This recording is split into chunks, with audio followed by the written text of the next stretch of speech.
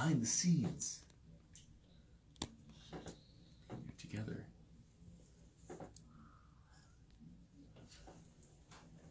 We're good. Coffee talk.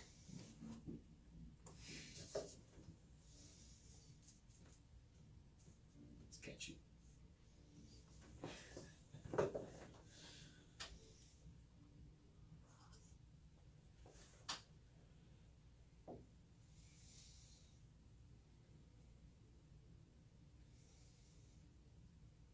Hello, this is Matt Barbie with Time for Success Business Owner Dad's Edition, and I am a speaker, trainer, author, strategist, some stuff like that.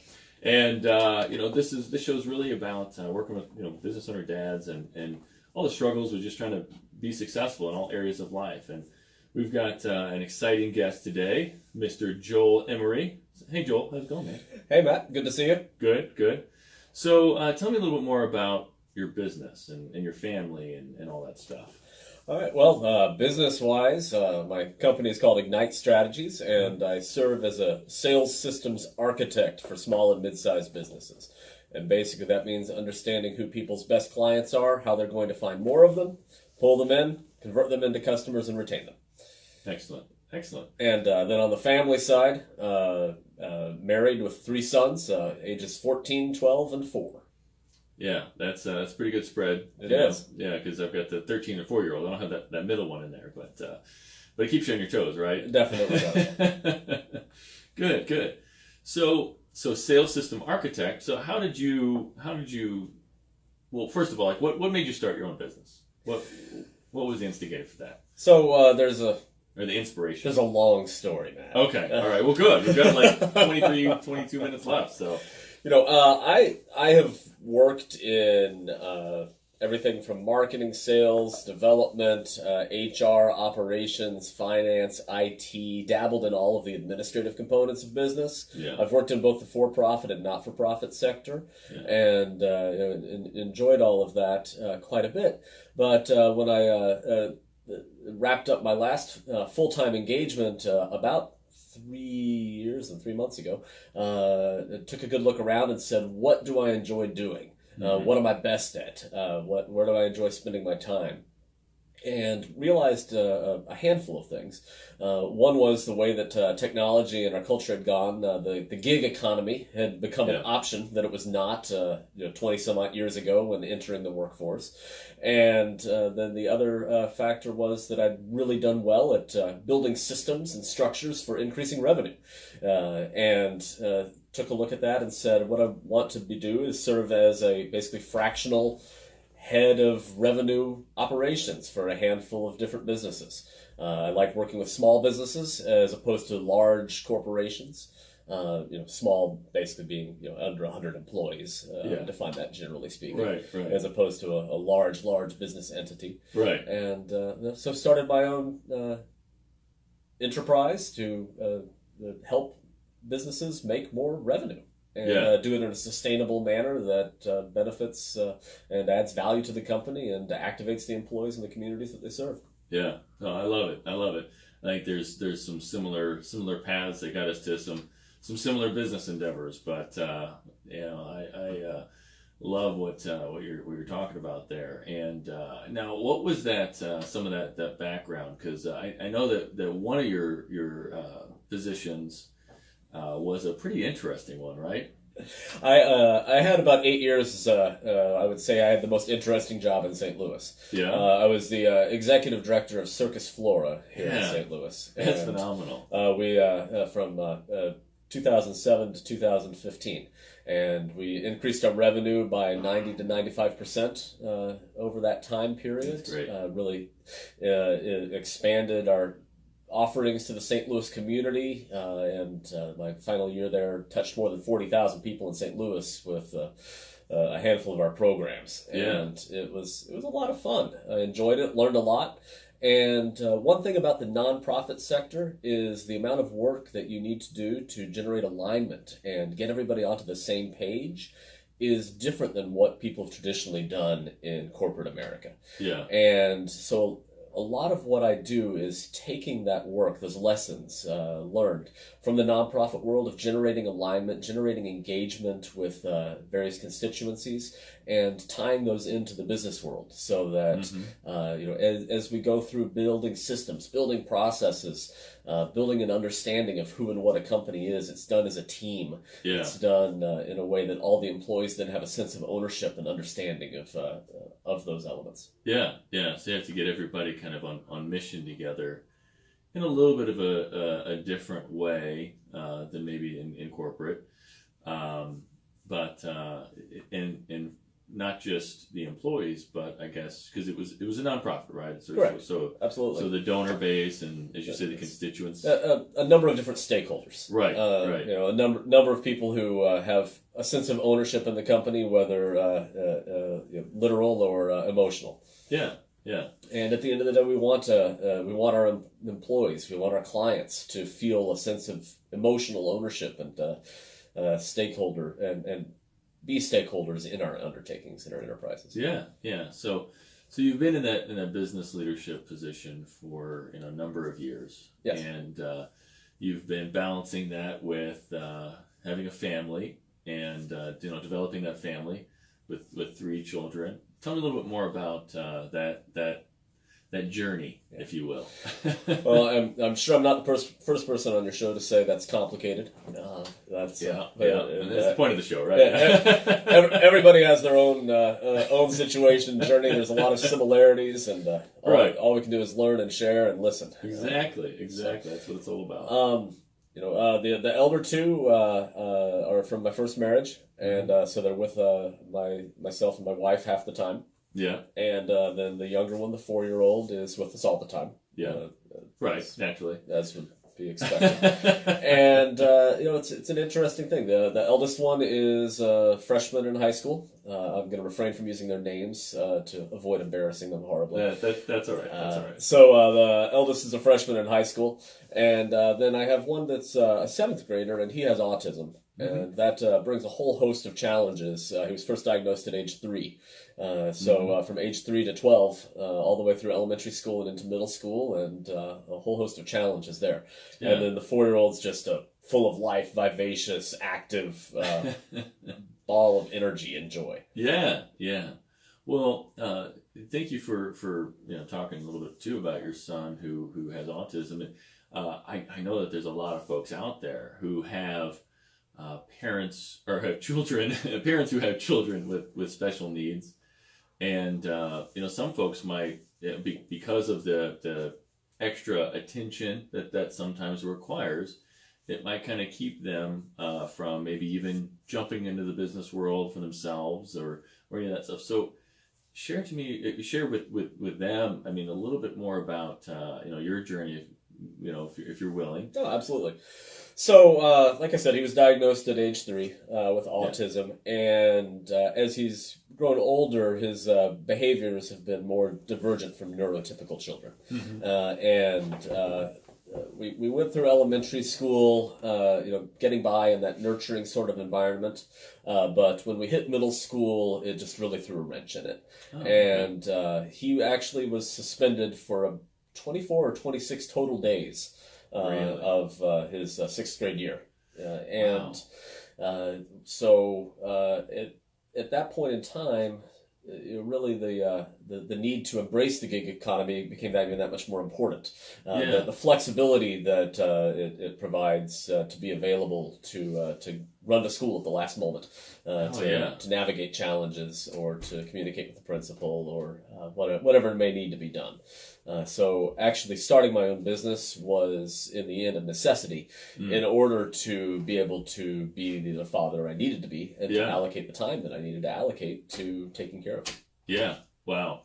I think that there's a lot of folks who wish that they could spend more time, and so instead of kind of saying that was almost an excuse not to start your business, you're saying, you know what, I was dedicated to being there for my son, and I was just going to figure it out. Right. No, and basically, several days of the week I have had to be 100% available at the drop of a hat to go get him. Yeah. And So I've committed to that, but having my own business has enabled me to do that. The trade-off has been that I don't have a guaranteed source of income from working a 9 to 5 traditional 40-hour-a-week job. Right. So there's trade-offs there too. Yeah. So I have to get out there and hustle the business myself, but it's necessary in order to do what needs to be done for this child. Right. Right. So how did you first decide that you were going to go into sales architecting and revenue architecting, right? As your business, when you knew that there was going to be some time challenges and all that. I mean, how did you kind of weigh those options? So, like I said, took a good look at what I was best at, and building out those systems and facilitating things with teams so that everybody operates in alignment was a big part of that. I took a look at opportunities that were out there, and the small business world is where I wanted to operate, but they don't have the resources or the desire to necessarily have a full-time person in that sort of position on their team. Right. So I've built it out myself from there. That's great.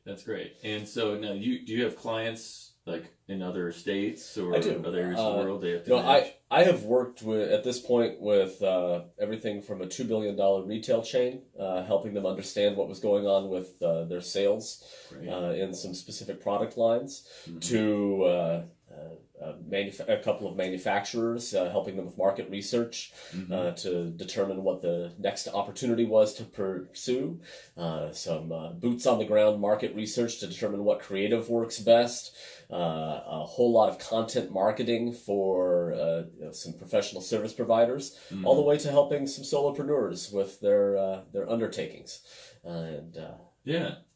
So a pretty big range. It's a pretty broad range, and I've so far in the last year traveled from Maine to Texas, or in the past few years traveled from Maine to Texas. Working with clients. So how did you balance the travel with being there for your son? I mean, did you try to manage it, because your son's half the time? Yeah, so he's with me half the time. Then I travel on the other half of the time. Okay, so you're able to manage it with your schedule with your son, and then the schedule with your clients. Yeah, and his mom and I are flexible, and we get along about as well as any divorced couple possibly can. That's good. So we mutually adjust things. She had to travel to Vietnam recently for her work, so I kept the kids for a few extra days in there too.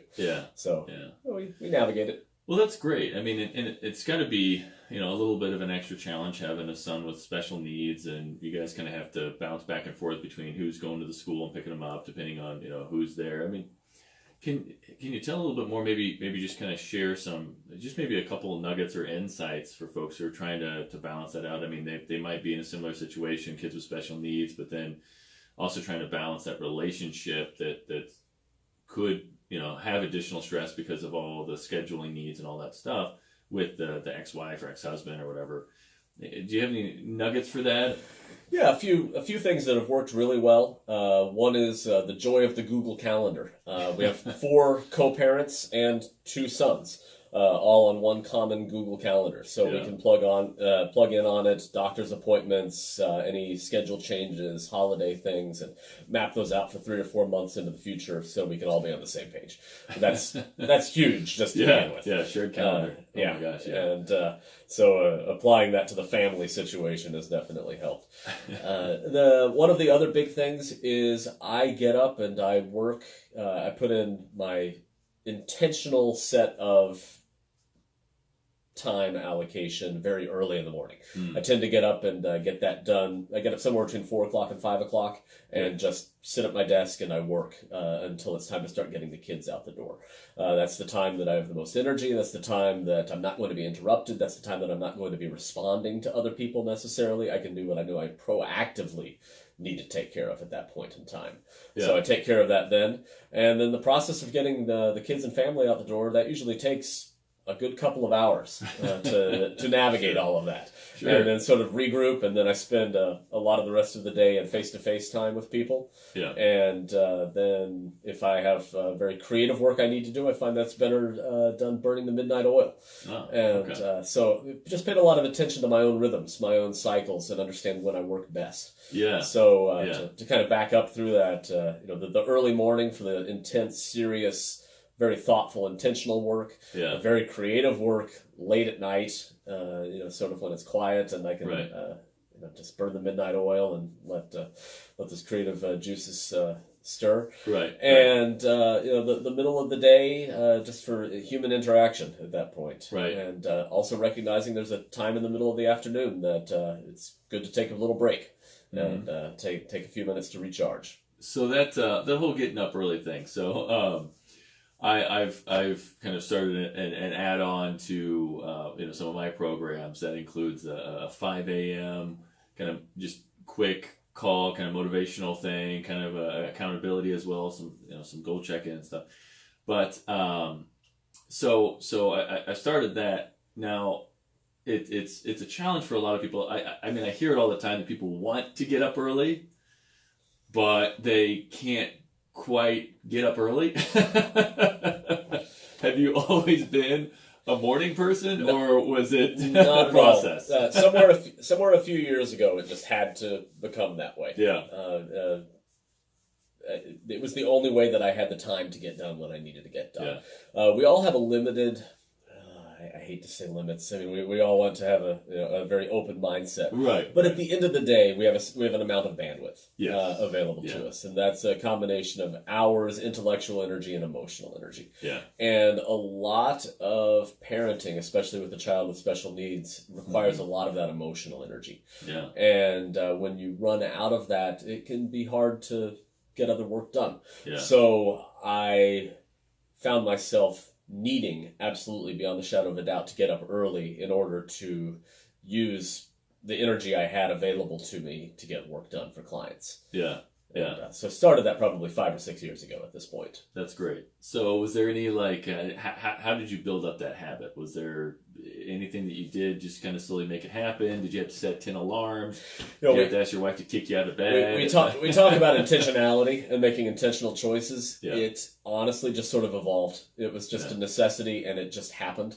And at this point, if I stay in bed on a Saturday morning past 7, it's a miracle. It's become a habit. I wake up pretty regularly by 5 o'clock. I don't even set an alarm anymore. It just happens. That's great. And at this point, if I do happen to sleep in, I just trust my body and say I probably needed it, and roll with it. That's great. That's great. So, especially when you have children with special needs, be that autism or heck, I mean, sometimes people of kids of neurotypical, and I think you said neurotypical development, still can be very trying emotionally. Absolutely. So if you find yourself in that situation, you're saying that getting up early before you have to expend all that emotional energy is a great way to be able to still be very, very productive in your day. Right. Excellent. Yeah. Excellent. So the other way I would describe it is usually in that 2 hours in the morning I can get 8 hours of work done. oh yeah, That's the trade-off. yeah, So it's well worth it. exactly. That's great. That's great. So now you have clients again, like all over the country, and you do some traveling. I'm guessing you probably do a lot of like video conferencing. And how do you what are some other ways, some other tricks that you use to really manage your time well with that? Yeah, I mean, video conferencing is very helpful, of course. Then various project. A lot of my clients, they have their own project management systems, so I end up having to adapt and incorporate my work into theirs. Okay. Then I have clients where I've built them project management systems. It's a little outside of my normal scope of work, but it was helpful and flexible, versatile, get done what a client needs. Right. Well, sometimes you just gotta, somebody needs help, you're there, you know how to do it, you get it done, right? Yeah. So project management tools, I bet a lot of small businesses, well, I mean, I know for a fact that a lot of small businesses, they're not even comprehending necessarily what a project management tool can do for them. Okay. So maybe talk a little bit more about that. How do you utilize those project management tools to be able to help these small businesses, especially, maybe even the solopreneurs or the micro businesses that are just trying to figure out, how do I make sure everything gets done that needs to get done? How are you leveraging that for your clients? Well, I mean, the first thing is selecting the right tool. Yeah. If you look out there, there are hundreds of project management tools. There are hundreds of CRMs. There are hundreds of email marketing tools. And there are so many of them out there.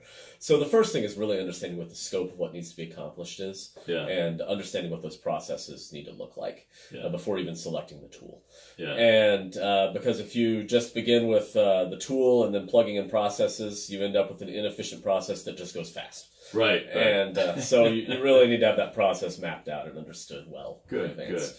And for that, a fan of the good old-fashioned whiteboard session. Yes. Or a virtual whiteboard session if it's done online.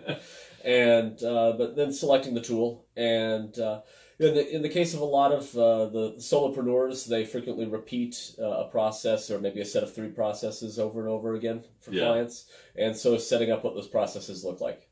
Good. And so you just plug in the basic contact information, and it creates a whole new process flow for the new client, and away you go. Well, I'm sure you talk to your clients a lot about basically kind of checklists or checkpoints, making sure that everything needs to get done. So you're saying that maybe a good project management tool helps to kind of automate some of that and make it virtual. Yeah, automation is great. I mean, more and more everything is automated, and I don't like to use automation in a way that replaces human beings. It's more like in the military, they've developed exoskeletons that people can use to then lift 800 pounds at a time. Right. So what it does is it enables one person to lift more. So if you use automation properly, you can accomplish that. You can enable one human being to accomplish more. And that especially goes with marketing and CRM and marketing automation systems. Right. You can really empower a sales force to be a lot more efficient and streamlined. Excellent. Yeah.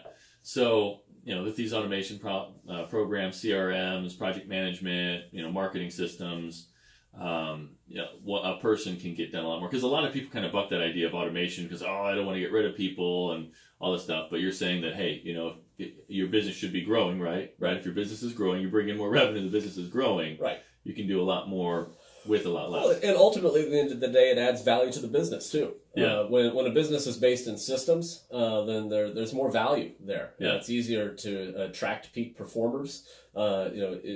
If you want to attract peak performers to come join your team, you need to provide them with the tools they need to succeed, whether that's training, marketing, sales, CRMs, project management systems, because the companies that do provide those tools are the ones that will pull in those peak performers.